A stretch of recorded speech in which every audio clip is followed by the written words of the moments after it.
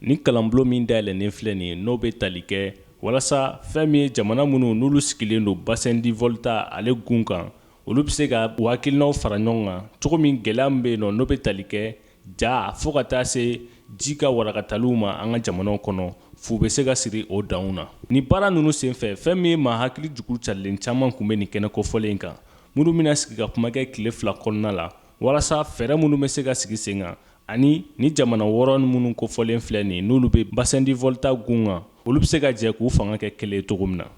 Donc ni tile 2 nin kɔnɔ donc an bɛna kuma mɔgɔw kan ka dɛmɛ cogo min walasa ji n'a cayara walama ji n'a dɔgɔyara cogo o cogo donc a kan ka kunbɛn donc o de y'a to mɔgɔw ninnu maa caman de nana donc dɔw bɔra Burkina Faso dɔw bɔra Bankas dɔw bɔra Bayi dɔw bɔra Mondoro donc ninnu bɛɛ nana ka mɔgɔw mun bɛ Mali kɔnɔ yan an fɛ Bamako kɔnɔ yan an bɛ ɲɔgɔn sɔrɔ ka kuma wala ka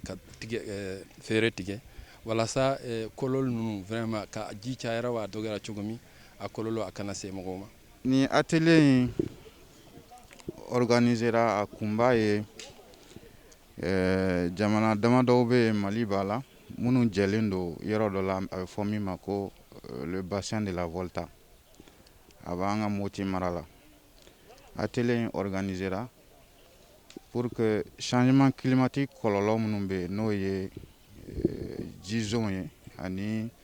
ja ye pour que ka olu kɛlɛ u kunbɛn u kana na n'u nana fɛnɛ k'u kɛlɛ atelier in organisera o kama pour que ka fɛn dɔ sinsin sɛbɛn dɔ sinsin olu kɛlɛcogo kan.